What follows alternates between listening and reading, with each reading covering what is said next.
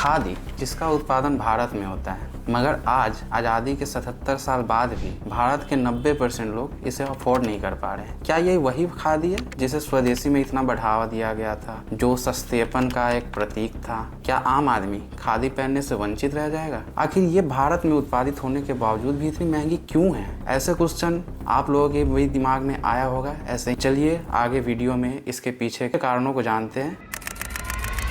खादी जो भारत के लिए सिर्फ एक कपड़ा नहीं बल्कि एक क्रांति थी। जब महात्मा गांधी ने आम लोगों से इसे अपनाने की अपील की तो ये ब्रिटिश मिलों के एक प्रतिद्वंदी बन गए। उस समय भारत के 80% लोग इसका इस्तेमाल करते थे क्योंकि यह सस्ता, टिकाऊ और स्थानीय था। यह एक आत्मनिर्भर भारत की पहचान थी। मगर जो खादी स्वदेशी आंदोलन में जिसे इतना बढ़ावा दिया गया था, वो आज भी आम लोगों के लिए खरीद पाना मुश्किल ही नहीं नामुमकिन है। तो चलिए जानते हैं खादी का उत्पादन आखिर होता कैसे है और क्यों है ये इतनी महंगी। तो खादी के उत्पादन में जो इसका सबसे मुख्य कंपोनेंट होता है, मुख्य सामग्री, वो होता है कपास, जिसकी खेती की जाती है। कपास जब खेती हो जाता है उसके बाद इसे चरखे पे लाके इसे काता जाता है, जिससे धागे बनते हैं। फिर धागों को हाथों से बुनकर कपड़ा तैयार किया जाता है। जो भी आप खादी के शर्ट्स और कुछ कुर्ता जो भी आप पहनते हो वो हाथों से बुना होता है, जिसकी वजह से ये लेबर कॉस्ट ज़्यादा आता है और मेहनत भी बहुत लगता है।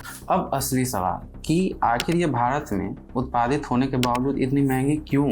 तो इस पे जब मैंने रिसर्च किया तो मुझे इसके 4 मेजर रीजन दिखे। जो इसमें सबसे पहला है इसकी हैंडमेड प्रोसेस, हस्त निर्मित प्रक्रिया। मशीनों से बने कपड़ों की तुलना में हाथ से बने खादी के कपड़े ज़्यादा समय और ज़्यादा मेहनत लगते हैं, जिससे लेबर कॉस्ट बढ़ता है, जो इसे महंगा बनाता है।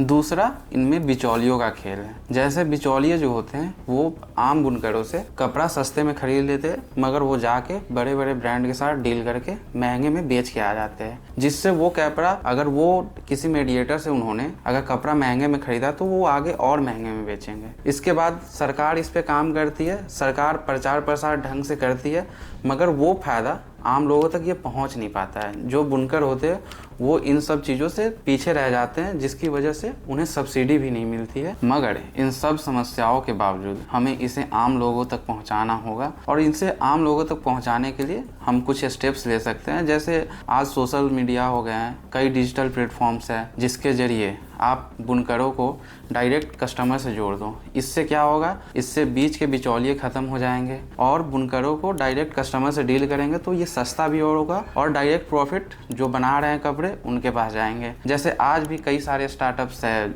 छोटे छोटे बिजनेसमैन्स हैं जो सिर्फ घर से अपना काम करके सोशल मीडिया के थ्रू या किसी डिजिटल प्लेटफॉर्म के थ्रू वो डायरेक्ट कस्टमर से डील कर रहे हैं और बिजनेस बन रहा है। इसके अलावा सरकार आम बुनकरों को सब्सिडी दे सकती है, जिससे क्या होगा कि उनकी लागत कम हो जाएगी, जिससे इनकी भी प्रॉफिट बढ़ेगी और आम लोगों को खरीदने में उतना हार्ड भी नहीं होगा। इससे क्या होगा, हमारा भारत का जो गौरव है खादी, वो दुनिया के कोनों कोनों तक कम से कम दामों में आम लोगों तक पहुंच पाएगा। तो क्या आपको लगता है कि खादी सस्ती होनी चाहिए, ये दुनिया के कोनों कोनों में पहुंचनी चाहिए? तो प्लीज़ ये वीडियो शेयर करें। कोई भी आप प्रतिक्रिया देना चाहते हो तो कमेंट खुला है, वहाँ जाके आप लिख दें।